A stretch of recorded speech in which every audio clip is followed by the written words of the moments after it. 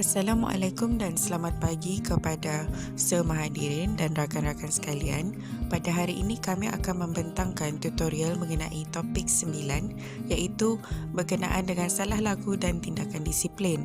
Saya bersama rakan-rakan saya iaitu Elda Evana binti Waimi, Mazni binti Awang Ma'ruf dan Nazhatul Aina binti Tahang.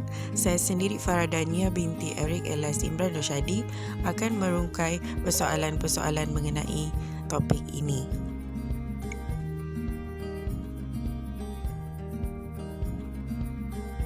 Baiklah, untuk pengenalan bagi salah laku bekerja bermaksud apa-apa perbuatan yang melanggar terma-terma tersurat atau tersirat sesuatu kontrak perkhidmatan secara khusus.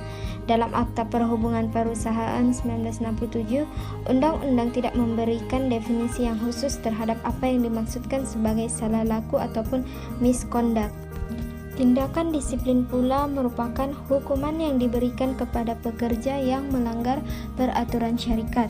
Sebelum pekerja dikenakan tindakan disiplin, mereka mempunyai hak untuk didengari. Tindakan disiplin atau dibuang kerja tidak terkandung dalam mana-mana akta, di mana bermaksud untuk memastikan hak ini, ianya harus dimasukkan ke dalam perjanjian kerja atau collective bargaining agreement di antara majikan dan kesatuan. Seterusnya terdapat dua salah laku di tempat kerja, yaitu pertama ialah salah laku ringan.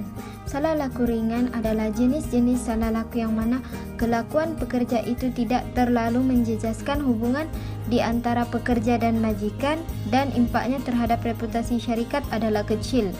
Di antara salah laku ringan adalah seperti hadir lewat, tidak menjalankan tugas dengan baik, tidak menempati waktu kerja, cuai dalam menggunakan alatan syarikat, dan sebagainya. Sekiranya salah laku kecil ini berlaku berulang kali walaupun notis amaran pertama dan kedua telah dikeluarkan, ianya boleh menjadi satu salah laku yang berat. Kedua ialah salah laku berat ataupun major misconduct. Salah laku berat adalah suatu kesalahan yang mana ianya memberikan impak yang sangat besar terhadap reputasi syarikat dan juga hubungan di antara pekerja dan majikan. Antara contoh salah laku berat ialah ketidakpatuhan yang disengajakan, terlibat dalam kes juri, membuat kerosakan secara sengaja terhadap harta benda majikan, memberi atau menerima rasuah, tidak menghadirkan diri ke tempat kerja tanpa kebenaran secara berterusan, gangguan seksual, dan banyak lagi. Sebelum pekerja diambil tindakan, perlulah ada surat tunjuk sebab yang menyatakan dengan jelas satu fakta yang membawa kepada tindakan disiplin, yaitu bukti. Kedua, merujuk kepada salah laku khusus seperti mana terkandung dalam perjanjian kerja atau CBA ataupun CA. Ketiga, menyatakan hukuman yang dikenakan jika terdapat salah. Keempat, mesti dihantar kepada pekerja di mana pekerja diberikan masa tidak kurang daripada 14 hari untuk menjawab. Selepas 14 hari, jawaban surat tunjuk sebab diterima oleh pihak majikan, majikan mempunyai masa 14 hari untuk membalas, meminta butiran, jawaban tambahan atau memberikan keputusan. Kegagalan majikan menjawab dalam masa yang ditentukan membawa anggapan bahwa isu ini selesai ataupun tamat.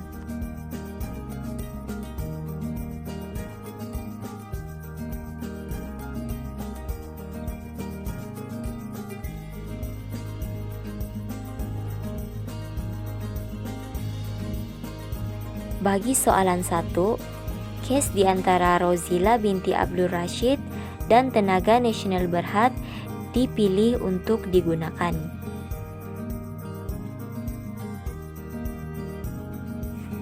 Untuk ringkasan kes ini, pemecatan kerja Rozila binti Abdul Rashid, yaitu pihak yang menuntut, dilakukan pada 30 September 2014 oleh Tenaga Nasional Berhad, yaitu pihak syarikat.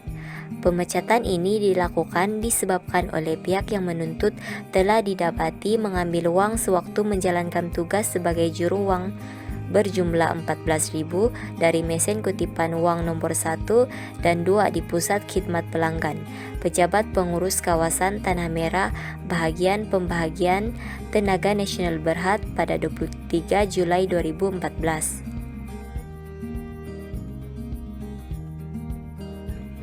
Pihak syarikat yaitu Tenaga Nasional Berhad telah mengenakan hukuman pembuangan kerja terhadap pihak yang menuntut. Hukuman yang diberikan oleh pihak syarikat adalah wajar karena walaupun pihak yang menuntut telah berkhidmat hampir 21 tahun kepada syarikat, namun ianya bukan menjadi alasan untuk beliau menggunakan harta benda syarikat untuk tujuan pribadi dan tanpa sepengetahuan apapun oleh pihak syarikat.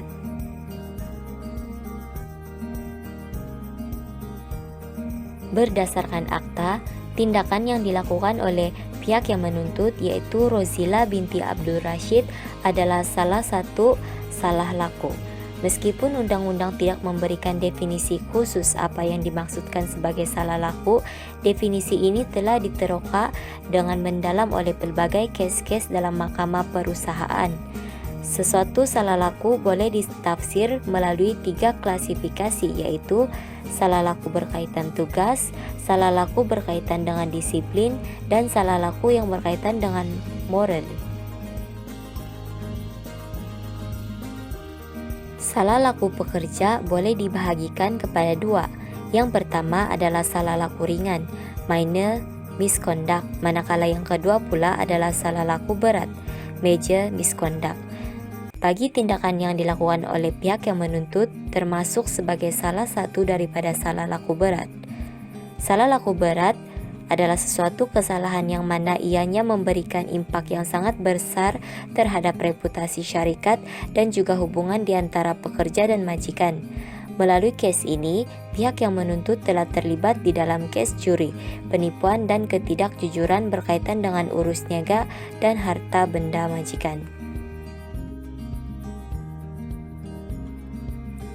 Menurut Akta Kerja 1955, tempo notis penempatan kerja bagi pekerja yang telah berkhidmat antara 2 hingga 5 tahun adalah 8 minggu.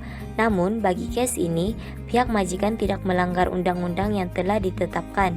Hal ini karena tindakan yang dilakukan oleh pihak yang menuntut telah menyebabkan satu pelanggaran yang disengajakan terhadap kontrak perkhidmatan. Tambahan pula, perbuatan mencuri adalah dianggap sebagai sesuatu perbuatan salah laku yang serius sebagaimana yang diputuskan oleh Mahkamah Tinggi. Tindakan disiplin pada dasarnya dirancang untuk memperbaiki tingkah laku dan untuk menjaga keseimbangan dalam hubungan pekerjaan, menurut Grogan 2009. Apabila tingkah laku atau tindakan yang tidak diingini berlaku di tempat kerja, maka menjadi hak prerogatif majikan dan pengurus untuk memperbetulkan tingkah laku ini dan menetapkan norma atau piawaian yang lebih dapat diterima dalam peraturan organisasi yang telah ditetapkan, menurut Rau 2009.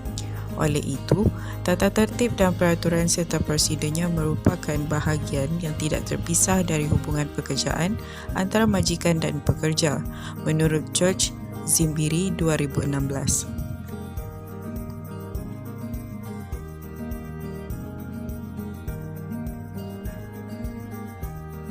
Kesan negatif ke atas hubungan pekerjaan.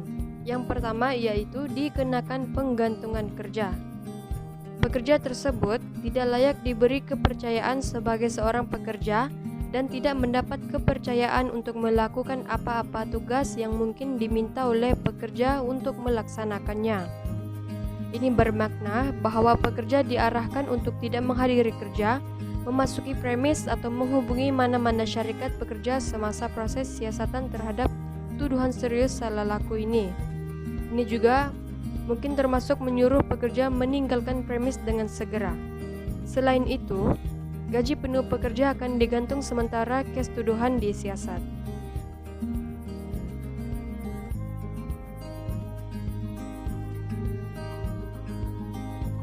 Yang kedua yaitu wujud pertikaian dalam hubungan pekerjaan. Pekerja tidak berpuas hati, majikan menghabiskan masa untuk setiap kes disiplin dan hubungan interpersonal antara pengurus dan pekerja semakin tegang dan akhirnya produktiviti keseluruhan syarikat menurun. Kesan negatif yang ketiga yaitu perubahan perilaku sosial dalam hubungan pekerjaan. Apabila tindakan disiplin dilihat sebagai interaksi yang tidak adil, pekerja akan cenderung mengekspresikan sikap ketidakserasian terhadap majikan mereka. Dan yang keempat adalah ketidakstabilan emosi pekerja. Hubungan boleh membawa kepada tindak balas emosi yang lebih rumit untuk ditangani berbanding dengan masalah kelakuan yang coba dikawal. Pekerja juga mengalami tekanan emosi seperti sikap tidak senang hati, kemarahan dan kekecewaan, dan juga kurang berkomunikasi dengan pihak atasan. Kesan yang seterusnya adalah kurang toleransi. Menurut Ismail et al. 2003, masalah salah laku serius didapati mempunyai korelasi yang signifikan dengan bilangan pekerja yang diberhentikan. Ini menunjukkan bahawa bagi kesalahan serius, pengurus tidak lagi menggunakan pendekatan seperti nasihat atau amaran, tetapi sebaliknya terus memberhentikan pekerja bermasalah berkenaan. Hal ini kerana kesan daripada salah laku serius menyebabkan kurangnya toleransi yang diberikan oleh majikan kepada pekerja yang terlibat. Perkara ini terjadi kerana salah laku ini seringkali menyebabkan pihak syarikat terpaksa menanggung kerugian.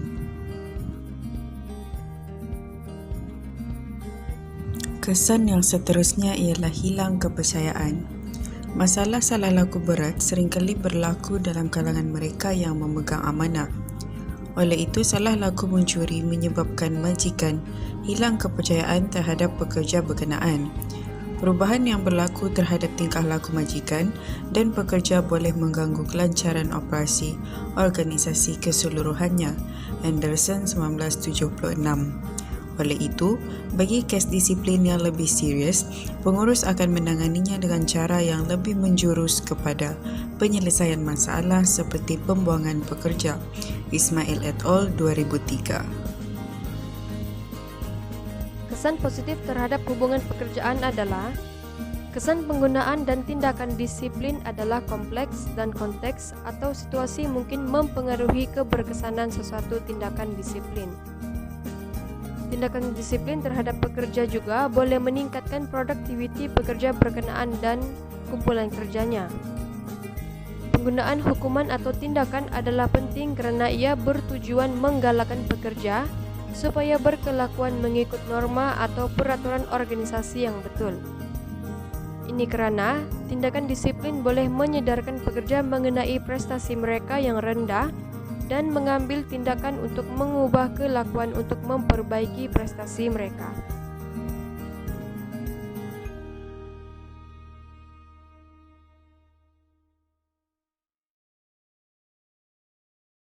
Kesimpulannya, masalah salah laku perlu ditangani dengan baik kerana kegagalan berbuat demikian akan berupaya mengundang masalah personal yang lebih rumit.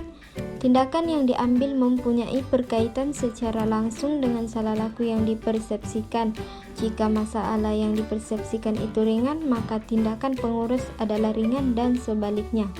Berdasarkan kes nomor 11, salah laku berat perlu diambil tindakan yang sewajarnya. Misalnya, PYM didapati mengambil wang syarikat kemudian mengembalikan wang tersebut yang telah diambilnya tanpa kebenaran.